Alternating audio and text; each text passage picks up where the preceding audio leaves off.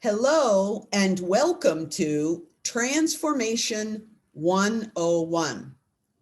This is an introduction to a series of workshops that I'm offering on the topic. And today I'm going to provide definitions and descriptions about transformation. Now look, if you're a woman living in transitions, don't you notice that they're accompanied by stress? Also, anxiety could even escalate to that, or fear. Lots of drama all around. And these things can even accumulate until you could call them traumatic feelings.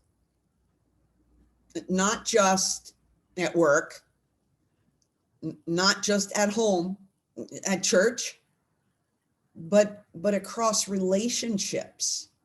You notice it happening in all of these feelings cascading. As a matter of fact, maybe you're even tired of all the demands on your energy, on your focus, on your skills and ability, your allegiance and loyalty, to the point of exhaustion. If that's you, you're in the right place. Let me begin today by offering you a definition for transformation, what it means. I just looked on the internet and found a simple definition. Transformation is defined as a thorough and dramatic change in form or appearance. Now, wouldn't you like that right now? To be able to be transformed, to be able to just handle everything, or at the very least, to have peace on the inside in the midst of everything. Yeah. Well, I want to share something with you, but to begin with, you may be wondering why you should listen to me on this topic of transformation. Now, some of you have been party to my earlier Wednesdays at 1 series of workshops that I've offered, and you know who I am. But if you're a newbie or one of those friends has shared this video with you, I just want you to know that by experience, having served women in more than 50 countries, living the number of years I have in this life, my experience with transformation is extensive, but I also have training on the topic too. So, but let me illustrate that for you, right? You know me this way, but here's a before photo.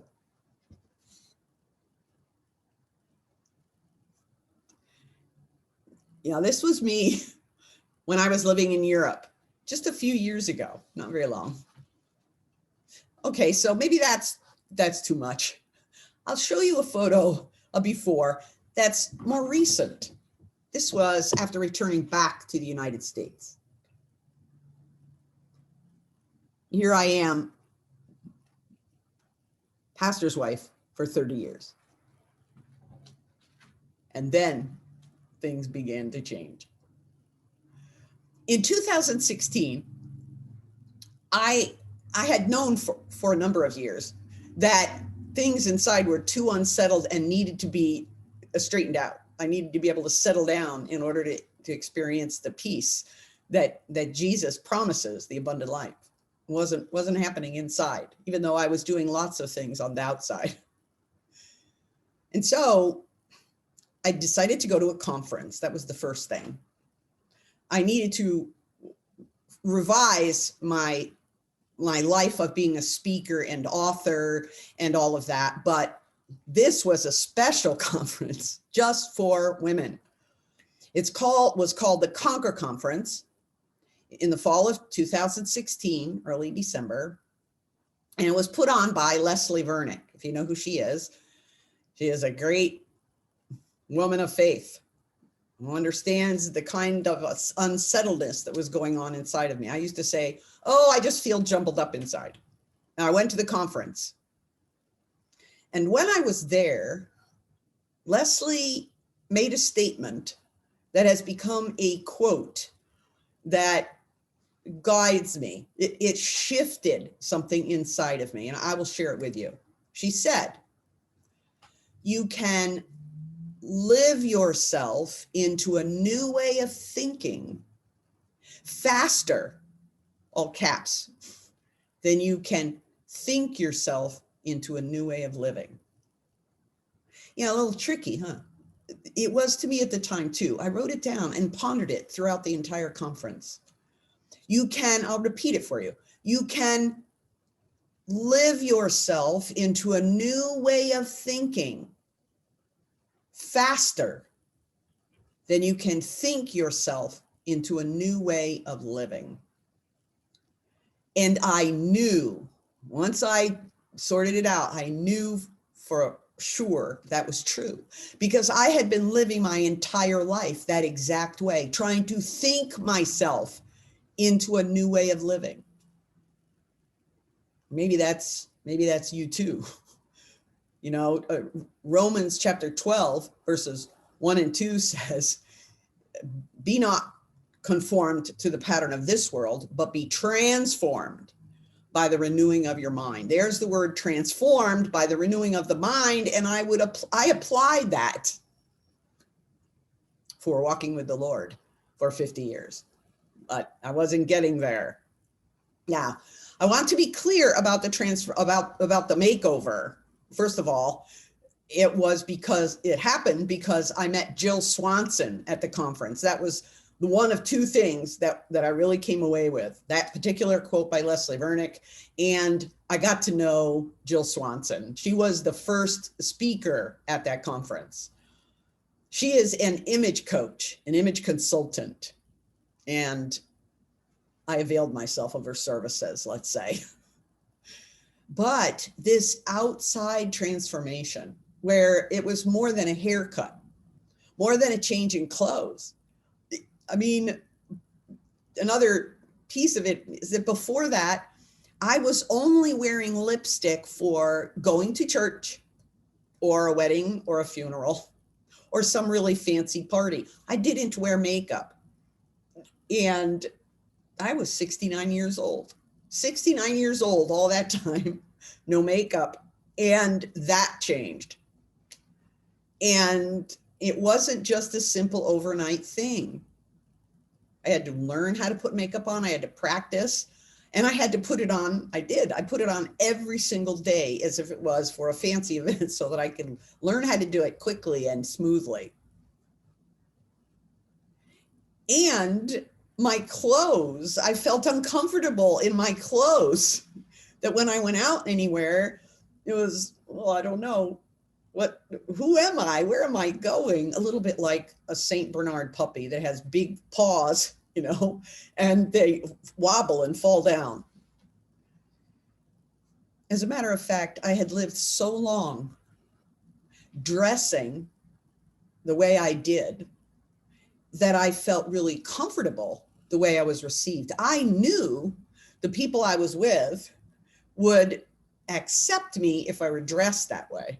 Well, I had different glasses, new hairstyle, different makeup. I wonder what all of this is going to do. And I held it all in for 3 months. I was away at the time, staying with a friend. She's the only one that knew about this change for 3 months. Then I felt a little bit confident that I could put it up on the internet, on Facebook. And so I did. And I had been serving women more than 30 years, more than 35 years around the globe. And so my Facebook page blew up and conversations started. People didn't think it was me. Now, it was good in the sense that the outside, just like Leslie said, you know, you have to live yourself into a new way of thinking. That was the prompt. The makeover was the prompt. It was the stimulation. It was maybe motivation isn't even really the right word, because it was more internal than that. There was a switch. So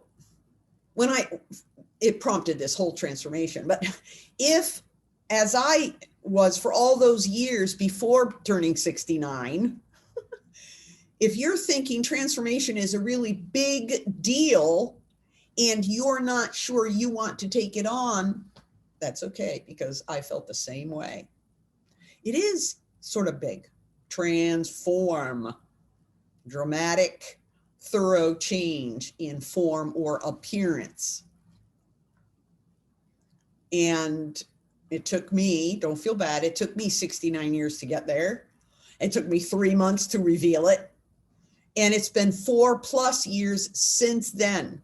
And I have been taking advantage of a lot of resources. My makeover by Jill, for one. Also, a lot of support in a lot of different ways with different people and organizations. It's taken me all of that to get here. And I want you to know that today, absolutely for sure today, I know right through and through that I am whole, I am secure, and I am free in Christ. Now, there's a balance that before, as I mentioned, I was doing all this work to try to accomplish in my mind. I was functioning completely out of balance. My mind, body, spirit, really, the mind and body and spirit need to be in balance. And that wasn't the case at all for me. And even now, it's not perfect. My position there is solid, it's firm. But it's also strengthening. Had a run in earlier this week with fear. So let me, that's my experience, but let me describe for you transformation. And I think it would be good to begin with what transformation is not. What transformation is not. And I want to use a fruit tree for that illustration. All right. So if I were a fruit tree, if you were a fruit tree, think about our life like this. The sun comes up in the morning. Oh, and if fruit trees could talk. Oh, the sun's up.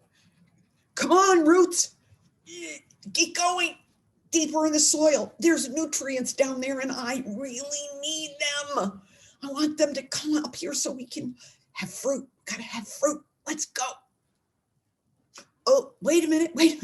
What about all of those, I don't know what you call them in botany, but the tissue that's in there that's called the heart of the tree that brings those nutrients up. Oh, come on, you guys, inside. Let's get that up here. We really need it up at the top for fruit to stay, yes, to keep functioning, but we need it for fruit.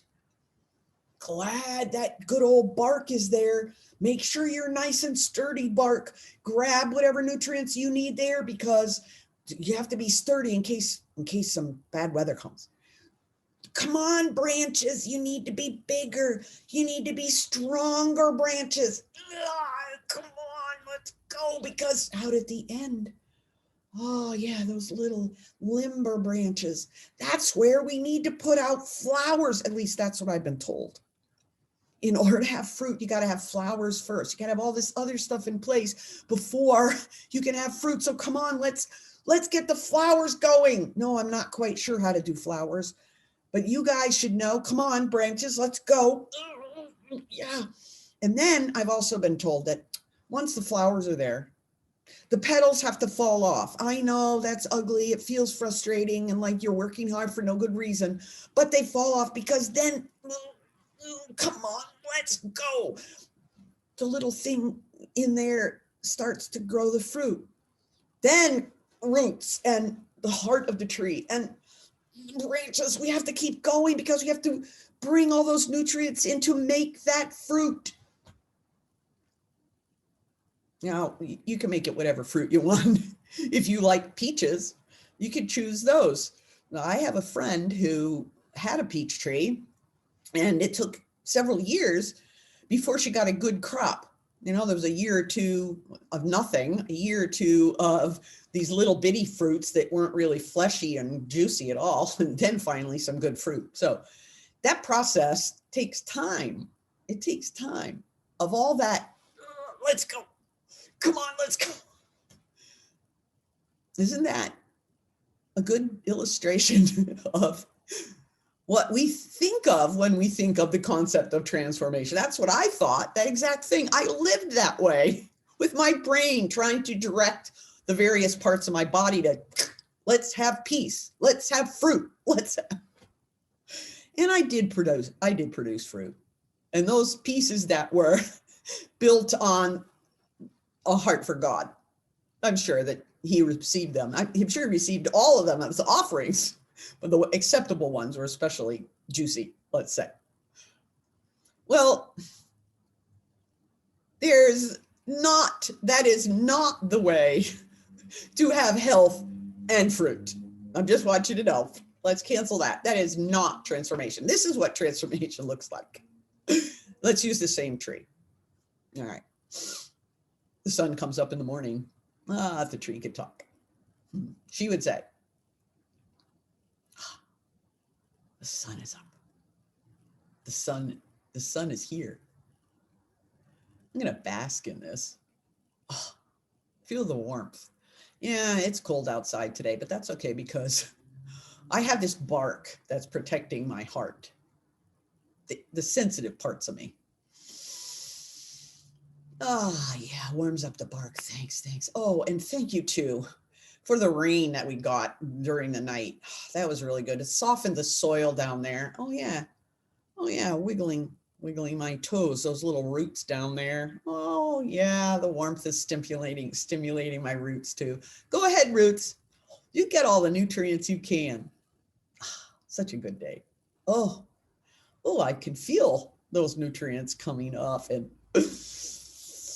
yes, strengthening the bark, making that heart, that fleshy heart in there, that soft, good inside part, filling it up and bringing the nutrients up to where they need to be for providing fruit, producing fruit, and on up through the branches and so on. And oh, did you notice? Well, I've been sitting here basking. Well, yeah, there was that storm that took a branch off, and now I'm still here, but I'm still here. And the fruit, look at that. There's flowers out there, and I know what's going to happen because I've been around for a few years, and the fruit is going to be juicy this year. Now, wouldn't you rather live as a proper fruit tree in the transformation process than that other one that it is not? And I want to confirm that for you here in my next passage, that is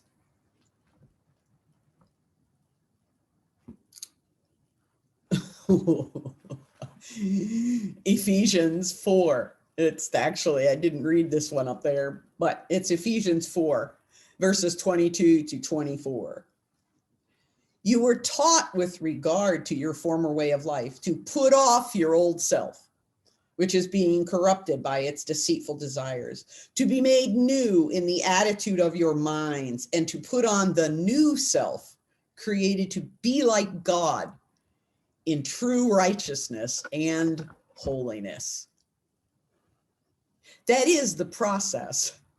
Now, maybe like me, you were involved in trying to create that putting off the old and putting on the new as the fruit tree, the wrong one, that the tearing off of the old self and the putting on of the new self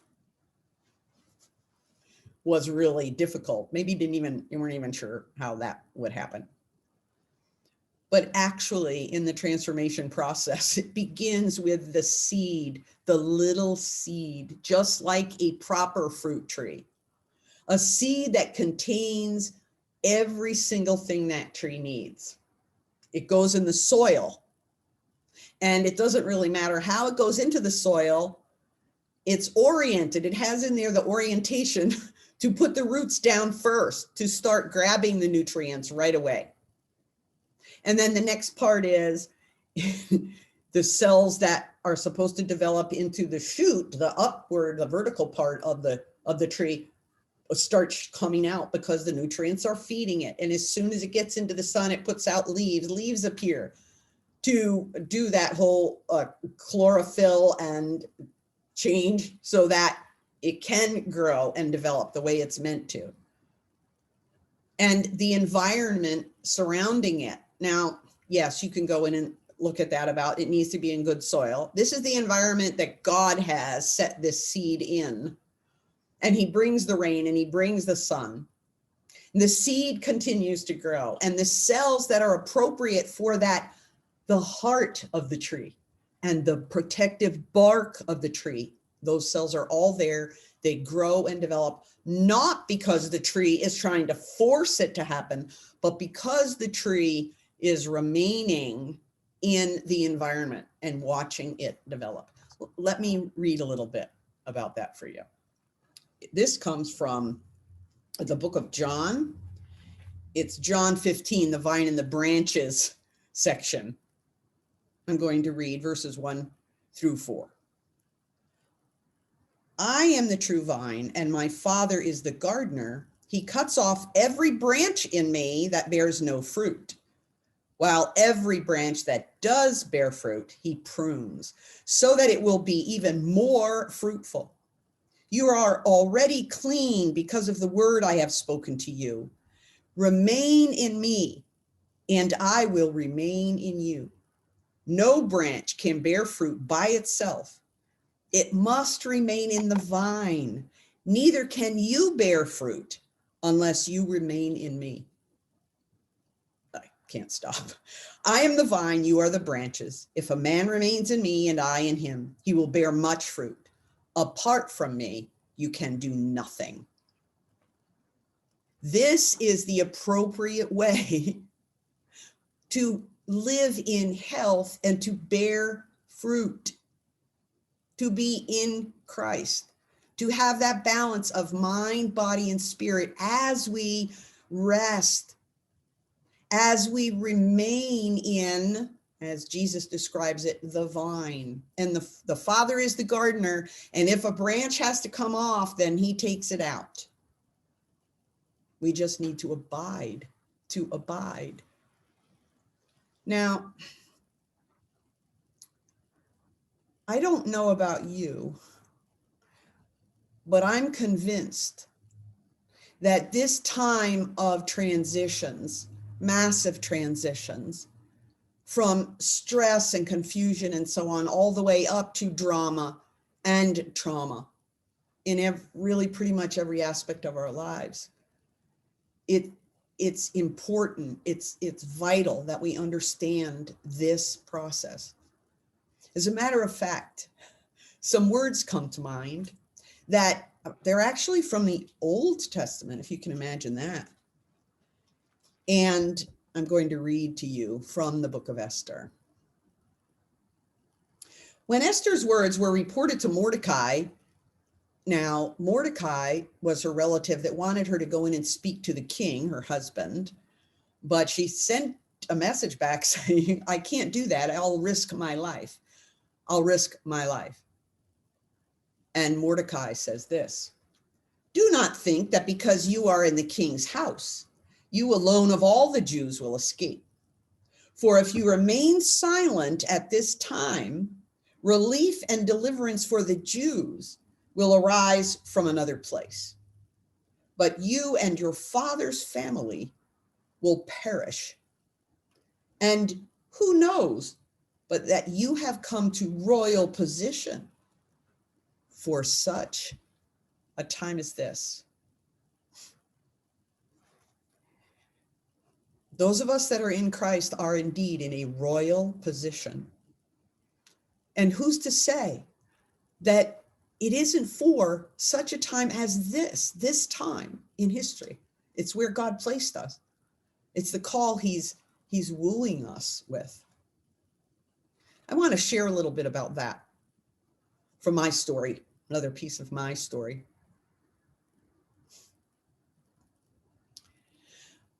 I came to understand the gospel, Jesus saves, in 1971. Yes, it was a long time ago. I've been walking with the Lord more than 50 years.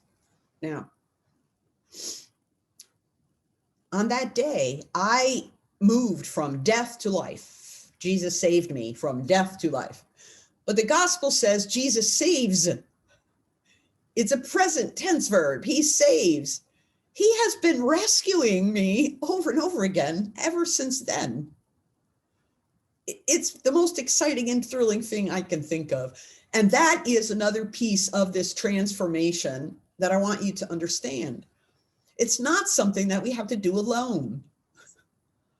It's not a call that we have to make it happen. That's not it at all. It's very much the remaining indwelling that I'm experiencing. As a matter of fact, at the time of this, you need to really move forward, Sandra, my transformation. I told him, you better, I'm 69 and you better put me on the fast track because there's not a lot of time left. And I think that he's been answering that pretty well. And that's what the feedback I get from some of my support people. Now, I'm a coach and I have a coach too. The reality is that my sense is that I'm pretty much coming into the 20s, if I could look at my spiritual life, my transformation life. And for the most part, I've left the teenage years behind, I trust. But I haven't reached perfection. I haven't reached the end. Not like Paul didn't either, so I can't imagine that's going to happen to me in this life. But I do know this, that the transformation framework that I have walked and continue to walk, some of the things I learned very early on continue to help me keep that mind, body, spirit balance these days. And they are doing the same for the women that I serve, for the women that I coach. Yes, I'm a coach. I have clients. And they're experiencing the same move forward to be whole, secure, and free in Christ. Just a quick account. For example, someone that really had lost track of their emotions altogether, they had been so suppressed that they didn't have touch with them. Well, how are you going to have a full relationship with God on every level if you can't touch your emotions or express them? To have joy blossom in your life and to heal the hard parts, the sadness and grief parts. So my experience is repeatable. I just want to assure you of that. Now, I'm getting to the close of this time together. I wanted to keep it close to 30 minutes because at the end now, I'm going to stop after this 30 minutes and I'm going to open us up, stop the recording, and I'm going to open us up for 30 minutes of question and answer. I've shared a lot of information here. Maybe you've taken notes, even if you haven't. You have questions, and maybe there's something I wasn't very articulate about. I'll be happy to express that for the following 30 minutes. But before I go, I want to offer you a gift. Actually, it's a two-part gift. And I usually do that in my workshops. Two-part gift. Here's number one gift to you. A personal invitation to join me to walk back through the baby steps that I took when I started my transformation journey, 1971, this last round, the last 5 years, going on 5 years. You probably can guess how old I am. That's okay. So number one gift is an invitation to join me the next 3 Wednesdays. It's a 4-part series. The next 3 Wednesdays at 1 o'clock, I will be here with the following topics, those early baby steps. And I'll do the same thing each time. I'll present 30 minutes of material, and then I will go into 30 minutes without recording for personal, private, free questions and answers. The second part of the gift is a permission slip. Can you see it? There's a permission slip right here. And you can use it for yourself to put your name at the top of your list of all the responsibilities you carry, of all of the happily ever afters you're trying to provide for the people in your life, at home, at work, at school, at church, wherever, all your relationships. I know that's what we think we need to do. So, but for Wednesdays at 1, or really for the whole day, here's your permission slip. Your name at the top of the list. All right, I've covered my material. I've given you your gifts. I'm going to turn off the recording for now and go into the questions and answers. But I pray that you will join me. Bye-bye.